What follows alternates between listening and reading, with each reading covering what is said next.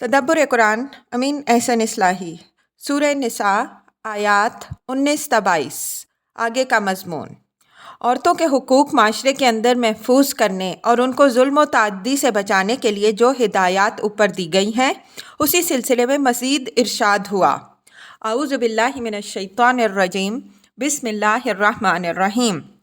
یا ایھا الذین آمنوا لا یحل لکم ان ترثوا النساء کرہا ولا تعضلوہن لتذہبوا ببعض ما آتیتموہن الا ان یأتین بفاحشۃ مبینہ وعاشروہن بالمعروف فإن کرہتموہن فعسیٰ ان تکرہوا شیئا ویجعل اللہ فیہ خیرا کثیرا وَإِنْ أَرَدْتُمُ اسْتِبْدَالَ زَوْجٍ مَّكَانَ زَوْجٍ وَآتَيْتُمْ إِحْدَاهُنَّ قِنطَارًا فَلَا تَأْخُذُوا مِنْهُ شَيْئًا أَتَأْخُذُونَهُ بُهْتَانًا وَإِثْمًا مُّبِينًا وَكَيْفَ تَأْخُذُونَهُ وَقَدْ أَفْضَىٰ بَعْضُكُمْ إِلَىٰ بَعْضٍ وَأَخَذْنَا مِنكُم مِّيثَاقًا غَلِيظًا وَلَا تَنكِحُوا مَا نَكَحَ آبَاؤُكُم مِّنَ النِّسَاءِ إِلَّا مَا قَدْ سَلَفَ انہ کان فاحشۃ ومقتا وساء سبیلا۔ ترجمہ: اے ایمان والوں، تمہارے لیے یہ بات جائز نہیں ہے کہ تم عورتوں کے زبردستی وارث بن جاؤ، اور نہ یہ بات جائز ہے کہ تم جو کچھ ان کو دے چکے ہو اس کا کچھ حصہ واپس لینے کے لیے ان کو تنگ کرو، مگر اس صورت میں کہ وہ کھلی ہوئی بدکاری کی مرتکب ہوئی ہوں، اور ان کے ساتھ معقول طریقے کا برتاؤ کرو۔ اگر تم ان کو ناپسند کرتے ہو تو بعید نہیں کہ ایک چیز کو تم ناپسند کرو اور اللہ تمہارے لیے اس میں بڑی بہتری پیدا کر دے۔ اور اگر تم ایک بیوی کی جگہ دوسری بیوی بدلنا چاہو اور تم نے ایک کو ڈھیروں مال دے رکھا ہو تو بھی اس میں سے کچھ نہ لو، کیا تم بہتان لگا کر اور کھلی ہوئی حق تلفی کر کے اس کو لوگے؟ اور کس طرح تم اس کو لوگے جب کہ تم ایک دوسرے کے آگے بے حجاب ہو چکے ہو اور انہوں نے تم سے مضبوط عہد لے رکھا ہے؟ اور جن عورتوں سے تمہارے باپ نکاح کر چکے ہوں ان سے نکاح نہ کرو مگر جو کچھ ہو چکا، بے شک یہ کھلی بے حیائی اور نفرت کی بات ہے اور نہایت برا طریقہ ہے۔ الفاظ کی تحقیق اور آیات کی وضاحت۔ یا ایھا الذین آمنوا لا یحل لکم ان ترثوا النساء کرہا ولا تعضلوہن لتذہبوا ببعض ما آتیتموہن الا ان یأتین بفاحشۃ مبینہ وعاشروہن بالمعروف فإن کرہتموہن فعسیٰ ان تکرہوا شیئا ویجعل اللہ فیہ خیرا کثیرا۔ عدل یعدل کے معنی تنگ کرنے، زج کرنے اور روکنے کے ہیں۔ عاشروہن بالمعروف یعنی ان کے ساتھ اس طرح کا برتاؤ کرو جو شریفوں کے شایان شان، عقل و فطرت کے مطابق رحم و مروت اور عدل و انصاف پر مبنی ہو۔ یہاں لفظ معروف کے استعمال سے یہ بات نکلتی ہے کہ اگرچہ عرب جاہلیت کے بعض طبقات میں عورتوں کے ساتھ سلوک کے معاملے میں بعض نہایت ناروا قسم کی زیادتیاں رواج پا چکی تھیں، تاہم وہ اس بات سے ناآشنا نہیں تھے کہ عورت کے ساتھ معقولیت کا برتاؤ کیا جائے۔ اس آیت میں پہلے عرب جاہلیت کی ایک نہایت مکروہ رسم کی اصلاح کی ہے، وہ یہ کہ ان کے بعض طبقات میں یہ رواج تھا کہ مورث کی جائیداد اور اس کے مال مویشی کی طرح اس کی بیویاں بھی وارث کی طرف منتقل ہو جاتی تھیں۔ حد یہ ہے کہ باپ کی منکوحہ عورتوں پر بھی بیٹے قبضہ کر لیتے تھے۔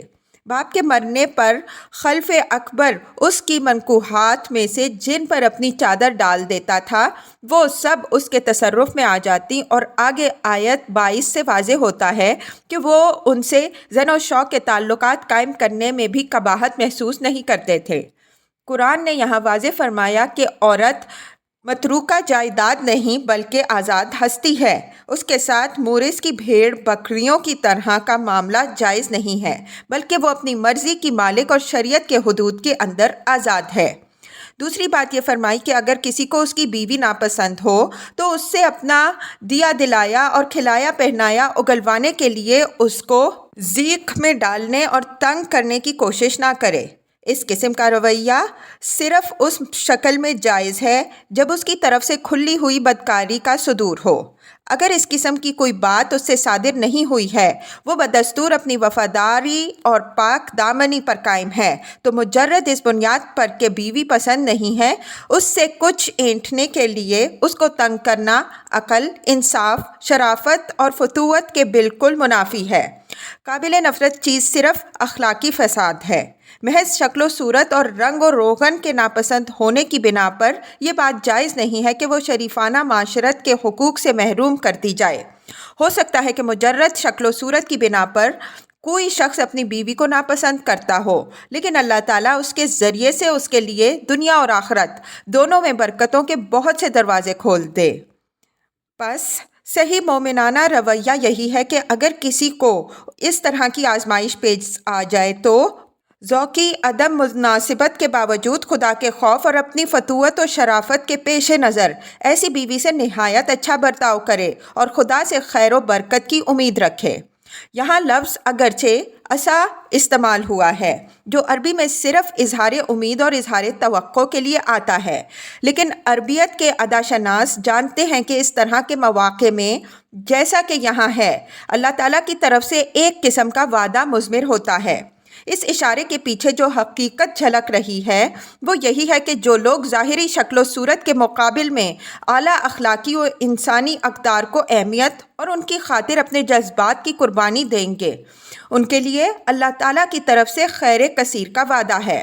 جن لوگوں نے اس وعدے کے لیے بازیاں کھیلی ہیں وہ گواہی دیتے ہیں کہ یہ بات 100% حق ہے، اور خدا کی بات سے زیادہ سچی بات کس کی ہو سکتی ہے؟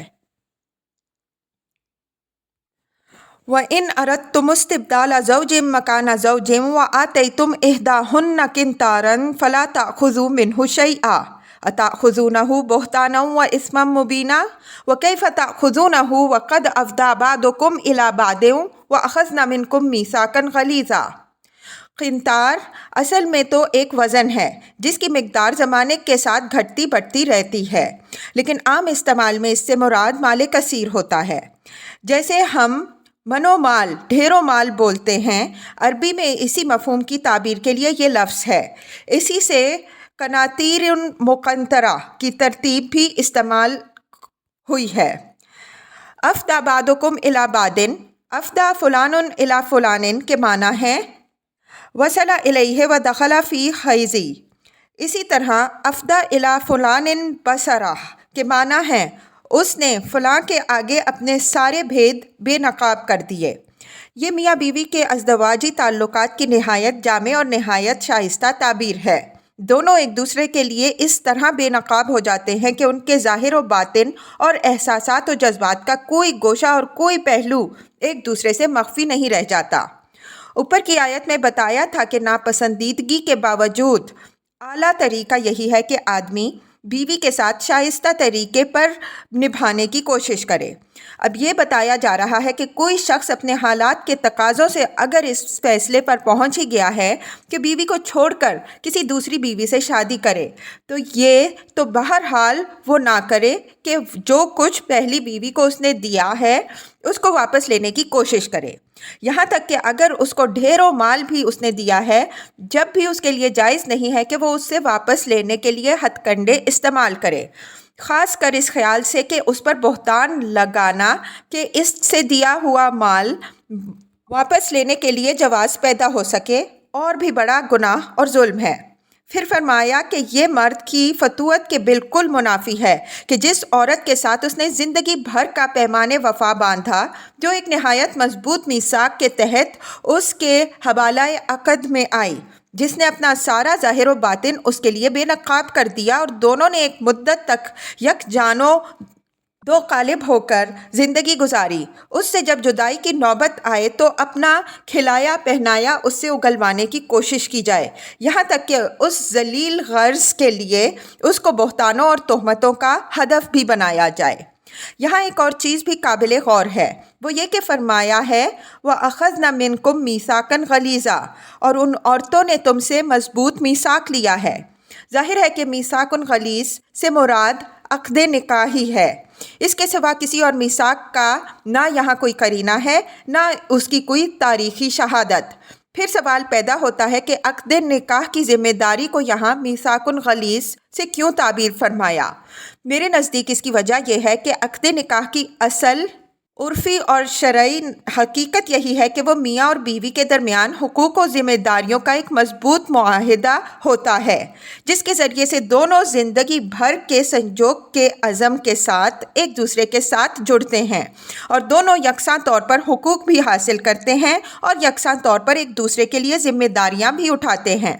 بظاہر تو اس میثاق کے الفاظ نہایت سادہ اور مختصر ہوتے ہیں، لیکن اس کے مضمرات و تضمنات بہت ہیں، اور یہ مضمرات و تضمنات ہر مہذب سوسائٹی اور ہر شریعت میں معلوم و معروف ہیں۔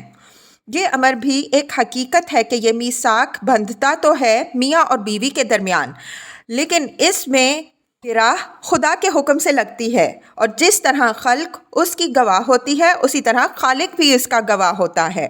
پھر اس کے میثاق غلیظ ہونے میں کیا شبہ رہا؟ یہاں اس رشتے کو اس لفظ سے تعبیر فرما کر قرآن نے اس کی اصلی عظمت واضح فرمائی ہے کہ مرد کو کسی حال میں بھی یہ نہیں بھولنا چاہیے کہ بیوی کے ساتھ اس کا تعلق کچے دھاگے سے نہیں باندھا ہے، بلکہ یہ رشتہ نہایت محکم رشتہ ہے، اور اس کے تحت جس طرح مرد کے حقوق ہیں اسی طرح بیوی کے بھی حقوق ہیں، جن سے مرد کے لیے فرار کی گنجائش نہیں ہے۔ اگر وہ ان سے بھاگنے کی کوشش کرے گا تو اپنی فتوت کو بھی رسوا کرے گا اور اپنے خدا کو بھی ناراض کرے گا۔ وَلَا تَنْكِحُوا مَا نَكَحَ آبَاؤُكُم مِّنَ النِّسَاءِ إِلَّا مَا قَدْ سَلَفَ إِنَّهُ كَانَ فَاحِشَةً وَمَقْتًا وَسَاءَ سَبِيلًا۔ مقت اور ممقوت مبغوض اور نفرت انگیز شے یا فعل کو کہتے ہیں۔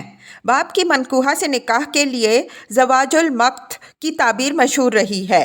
اس طرح اس شخص کو مقتی کہتے تھے جو اس فعل نیک کا مرتکب ہوا۔ الا ما قد سلف کا مطلب یہ ہے کہ یہ قانون ماضی پر لاگو نہیں ہوگا کہ اس کو بنیاد قرار دے کر تمام پچھلے رشتوں کی تحقیق ہو اور اس کی روشنی میں جائز و ناجائز کے احکام صادر ہوں۔ یہ چیز عملاً ناممکن ہے۔